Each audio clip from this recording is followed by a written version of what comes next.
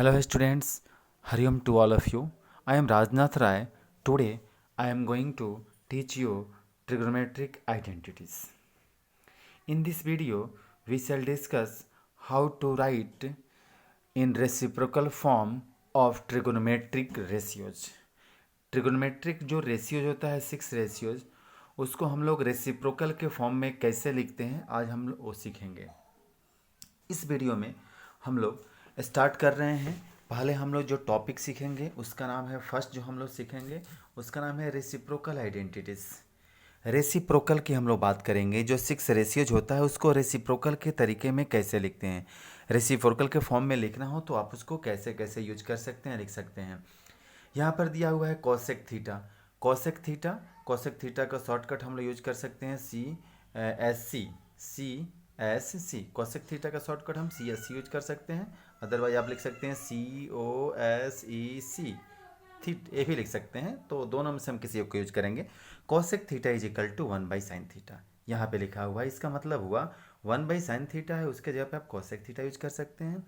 Otherwise cosec theta है is equal to, उसके जगह पे आप 1/sin थीटा यूज कर सकते हैं। सिमिलरली यहाँ सेक थीटा का रेसिप्रोकल हम जानते हैं कि कॉस थीटा होता है, तो सेक थीटा का वैल्यू 1/cos थीटा यूज कर सकते हैं। कॉट थीटा का वैल्यू 1/tan थीटा यूज कर सकते हैं। ये रेसिप्रोकल है। अगर हम इस रेसिप्रोकल को मल्टीप्लाई करते हैं एक दूसरे के रियल वैल्यू में और उसके रेसिप्रोकल में, तो उसका आंसर एक होता है। फॉर एग्जांपल मैं एक एग्जांपल आपको यहाँ समझा रहा हूँ। जैसे यहाँ पे एक नंबर लेता हूँ 2/3। ओके बच्चों, आप बताओ 2/3 का रेसिप्रोकल क्या होता है? 3/2 होता है। जब इसको हम मल्टीप्लाई करेंगे तो 2 से 2 यहाँ कैंसिल हो जाएगा, 3 से 3 कैंसिल हो जाएगा, तो यहाँ पे मेरा आंसर आ जाएगा 1। तो हम लोग जब रेसिप्रोकल को मल्टीप्लाई करते हैं स्टूडेंट, तो याद रखना है उसका वैल्यू हमेशा 1 आता है। तो यहाँ पे जो रियल वैल्यू है और उसका रेसिप्रोकल हम मल्टीप्लाई करेंगे तो यहाँ पे उसका आंसर 1 आ जाएगा। जैसे यहाँ पर है cosec theta multiply sine theta. Cosec theta और साइन थीटा का मल्टीप्लाई करेंगे आप, तो इसका आंसर आ जाएगा आपका 1। इसका मतलब जब cosec theta into sine theta होगा क्वेश्चन में, जहाँ आप यूज करेंगे उसके जगह पे हम 1 लिख लेंगे। ये आइडेंटिटी से आया। दूसरा ये भी हो सकता है sec theta multiply cos theta. अगर आपके पास है तो इसका वैल्यू आप डायरेक्ट 1 लिख सकते हैं, क्योंकि सेक थीटा का रेसिप्रोकल क्या होता है? कॉस थीटा होता है। तो यहाँ पर आ सकते हैं, फिर देख सकते हैं हम लोग टैन थीटा का रेसिप्रोकल होता है क्या? Cot theta. जब रेसिप्रोकल को मल्टीप्लाई करेंगे तो इसका आंसर 1 आ जाएगा। तो ये रेसिप्रोकल है बच्चों। इस रेसिप्रोकल को आप लोग ध्यान से समझना, 1-2 बार लिखना पढ़ना, आप इसको याद करना, क्योंकि जब आप क्वेश्चन बनाओगे तो इसका बहुत ही यूज करेंगे हम लोग। इसी की सहायता से हम लोग आइडेंटिटी को सॉल्व करते हैं। अगला हम देखते हैं कुछ कोसेंट आइडेंटिटीज है। कोसेंट आइडेंटिटीज मीन्स किसी भी जब आइडेंटिटी को हम लोग फ्रैक्शन में लिखते हैं तो उसको हम लोग कोसेंट आइडेंटिटी कह सकते हैं। यहाँ पर देख सकते हैं मेरे पास है कोसेंट आइडेंटिटीज। ये जो कोसेंट आइडेंटिटी है इसको हम लोग कोसेंट आइडेंटिटी केवल टेन का फॉर्मूला होता है। जब साइन थीटा को कॉस से डिवाइड किया जाता है तो टैन थीटा आता है। इसको मैं trigonometric ratios of a specific angle में भी डिस्कस किया था कि tan theta is equal to sine theta by cos theta. तो आप इसको याद रखना, जब साइन को कॉस से डिवाइड किया जाता है तो आपको टैन मिलता है बच्चों। और टैन का रेसिप्रोकल आपको मालूम है कि कॉट थीटा होता है। तो कॉट थीटा का फार्मूला जो टैन थीटा का, इसको उल्टा कर दो, cos theta by sine theta, आपको कॉट थीटा का वैल्यू निकल जाएगा। तो ये कोसेंट आइडेंटिटीज को बोलते हैं बच्चों, याद रखना ये कोसेंट आइडेंटिटीज हैं। कुछ पाइथागोरियन आइडेंटिटीज हैं। पाइथागोरियन आइडेंटिटीज मीन्स इसमें जो हम लोग ये जो आइडेंटिटी पढ़ेंगे इसमें क्या होगा, पाइथागोरस का जो थ्योरम है उसके बेस पे बनेगा ये आइडेंटिटीज। इसको हम लोग अभी प्रूफ भी करेंगे। जस्ट इसके आगे पहले आइडेंटिटी बता देता हूँ, इसके बाद में इसका प्रूफ भी आपको बताऊँगा, क्योंकि बिना प्रूफ का इसको हम डायरेक्ट नहीं समझ सकते। अगर डायरेक्ट मैं आपको बताऊंगा कि sine square theta plus cos square theta is equal to 1, तो आप कहेंगे कहाँ से आया? तो मैं बताऊंगा आइडेंटिटी है, इसको याद करना पड़ेगा। आइडेंटिटी मीन्स फॉर्मूला है, आपको याद करना पड़ेगा। तो आइडेंटिटी है sine square theta plus cos square theta. अब ये आपका एक रियल आइडेंटिटी ये है, और इसकी सहायता से यहाँ पर 2 आइडेंटिटी को और आप बना सकते हैं इसको ट्रांसपोज करके। जब साइन स्क्वायर को आप ट्रांसपोज करिएगा, देखिए साइन स्क्वायर थीटा, कॉस को आप राइट में ट्रांसपोज करिए 1 माइनस कॉस, एक फार्मूला बन गया sine square theta is equal to 1 minus cos square theta. यानी अगर क्वेश्चन में 1 माइनस कॉस स्क्वायर थीटा आता है तो उसके प्लेस पे आप साइन स्क्वायर थीटा यूज कर सकते हैं। यहाँ पे कॉस को रहने दीजिए, साइन को ट्रांसफर कर दो राइट हैंड साइड में, तो cos square theta is equal to 1 minus sine square theta. एक आइडेंटिटी भी बना सकते हैं। सिमिलरली आपके पास एक आइडेंटिटी है, ये मेरा 3 रियल आइडेंटिटी है, इसकी सहायता से 2 आपका आइडेंटिटी बनाया गया है। ये रियल है, इसकी सहायता से यहाँ 2 बनाया गया, ये भी रियल, इससे यहाँ 2 बनाया गया। तो इस आइडेंटिटी को आप लोग याद रखना। अब आइए मैं इस आइडेंटिटी को प्रूफ करके दिखाता हूँ, तो बहुत अच्छे से आप समझ जाएंगे। मैं इस तीनों का जो रेड में लिखा हुआ है, इस तीनों आइडेंटिटी को हम लोग प्रूफ करेंगे। आइए इसका प्रूफ हम लोग देखते हैं। नेक्स्ट, यहाँ पे ट्रिगोनोमेट्रिक आइडेंटिटी है। यहाँ पे मैं एनसीईआरटी बुक का ये मैं इमेज लिया हूँ। ये जो इमेज लिया हूँ, इसमें आपको हम दिखाने जा रहे हैं कि ट्रिगोनोमेट्रिक आइडेंटिटीज को कैसे प्रूव करेंगे। थोड़ा सा ट्रिगोनोमेट्रिक आइडेंटिटीज का डिफिनीशन डिस्कस कर लेते हैं। An equation is called an identity which is true for all values of the variables involved। इसका मतलब हुआ आइडेंटिटी उसे कहते हैं जिसमें कोई भी वेरिएबल जो है उसका वैल्यू कुछ भी आप रखिएगा तो ट्रू होगा। इट मीन्स LHS का वैल्यू RHS के इक्वल होगा।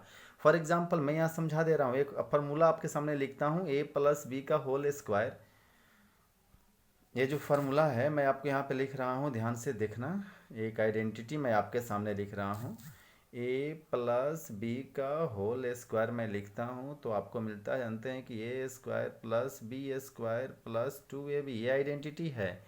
अब इसको सीधे इसी डिफिनीशन से समझ जाएंगे आप।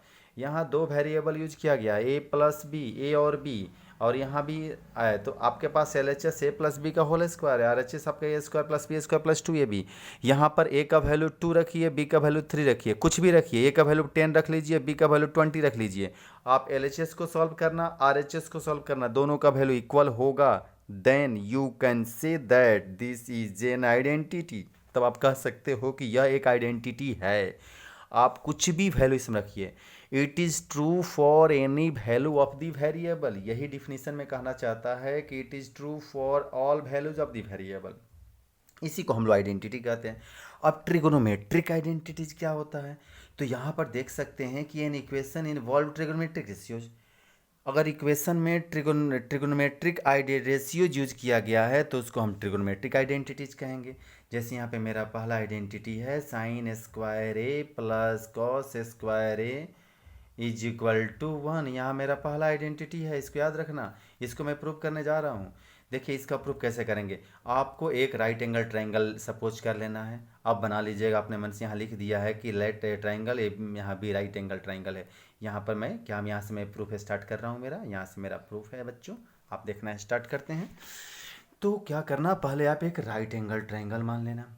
उसके बाद उसका नाम दे देना ABC। यहाँ B पर राइट एंगल माना गया है तो B यहाँ राइट एंगल है, और राइट एंगल के सामने वाला साइड को हाइपोटेनस बोलते हैं। उसके बाद हम यहाँ क्या करेंगे, पाइथागोरस थ्योरम लगा देंगे। राइट एंगल ट्रायंगल में पाइथागोरस थ्योरम लागू होता है। परपेंडिकुलर का स्क्वायर प्लस बेस का square is equal to hypotenuse का स्क्वायर, मैंने यहाँ लिख दिया। अब देखिए यहाँ पे हमको प्रूफ करना है sine square A plus cos square A is equal to 1, यानी राइट में 1 लाना है। तो आप बताओ बच्चों, यहाँ पे मेरे पास AC स्क्वायर है। AC में अगर हम AC से डिवाइड करेंगे तो राइट में 1 आ जाएगा राइट हैंड साइड में, तो हम AC स्क्वायर से डिवाइड कर देते हैं। Dividing both side by AC square, मैं यहाँ पर AC स्क्वायर से डिवाइड कर देता हूँ। देखिए ये जो हमारा पाइथागोरस थ्योरम है, इसमें AC स्क्वायर से आप डिवाइड कर लीजिए, तो AC स्क्वायर आपका कैंसिल हो जाएगा। यहाँ पे ये कैंसिल हो जाएगा, इसका वैल्यू आपका 1 आ जाएगा। अब यहाँ पर देखिए AB square by AC square. अब फिगर को हम लोग देखते हैं, यहाँ पर AB, यहाँ पे एक्यूट एंगल लिया गया है A को, एक्यूट एंगल A लिया गया, के सामने वाले परपेंडिकुलर है, और ये आपका यानी BC आपका परपेंडिकुलर है, तो ये आपका बेस का काम करेगा, और ये आपका हाइपोटेनस। तो BC बाई AC को हम लिखेंगे, BC बाई AC को हम लिखेंगे P बाई H, और AB बाई AC को लिखेंगे बेस बाई हाइपोटेनस को। कॉस का फॉर्मूला है, रेशियोज में आ जाइए, तो यहाँ कॉस का वैल्यू पुट कर देंगे। तो आइए देखते हैं, यहाँ पर AB है, यहाँ के जगह पर यहाँ पे कॉस यूज कर लिया है, तो स्क्वायर है तो कॉस स्क्वायर, साइन है तो साइन स्क्वायर, आपका आइडेंटिटी प्रूफ हो गया। Cos square plus sine square is equal to, ये आइडेंटिटी प्रूफ हो गया। कुछ नहीं किया गया बच्चों, इसमें एक राइट एंगल ट्रायंगल मानना, पाइथागोरस थ्योरम लिख देना, उसको AC स्क्वायर से डिवाइड कर देना। उसके बाद रेशियो आप पढ़ चुके हो कि परपेंडिकुलर बाई हाइपोटेनस और बेस बाई हाइपोटेनस। तो यहाँ पे लिखा हुआ है कि बेस बाई H है तो आपका कॉस हो जाएगा, P बाई यहाँ पे H है तो आपका साइन हो जाएगा, और ए सी एस कट जाएगा तो 1 आ जाएगा, आपका पहला आइडेंटिटी प्रूफ हो गया। अगर सेकेंड आइडेंटिटी आपको प्रूव करना है तो फिर से आपको पाइथागोरस थ्योरम ही लेना पड़ेगा। फिर से पाइथागोरस थ्योरम ले लेते हैं, A B square plus A C square. फिर से लिख लेंगे वही वैल्यू जो हमारा था, A B square plus B C square is equal to A C square. यहाँ पे आप क्या करना, यहाँ पे आप ए बी से में ए बी से सब में डिवाइड कर दो, ए बी में ए बी स्क्वायर से आप डिवाइड कर दो, तो यहाँ ए बी कट गया, आपका आंसर ये कट गया, तो यहाँ पे आ जाएगा आपका 1। और ये B C by A B C मेरा वहाँ पे आपका परपेंडिकुलर है, तो यहाँ बच जाएगा आपका जो बच जाएगा यहाँ पे हम लिख लेंगे। आइए देखते हैं, यहाँ पे देखिए कैसे लिखा गया है, A B by A B cut गया, 1 आ गया, बी सी बाई 10 होता है और ए सी बाई ए बी आपका सेक होता है, तो आपका आइडेंटिटी प्रूफ हो गया 1 + 10 square is equal to sec square, ये आपका आइडेंटिटी प्रूफ हो गया।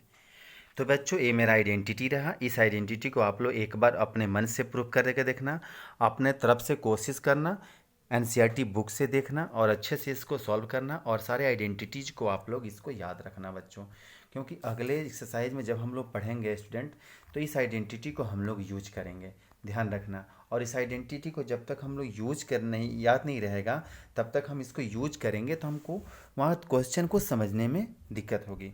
तो आज तक हम लोग इतना ही पढ़ते हैं, अगले वीडियो में हम लोग नेक्स्ट पढ़ेंगे। Thank you so much.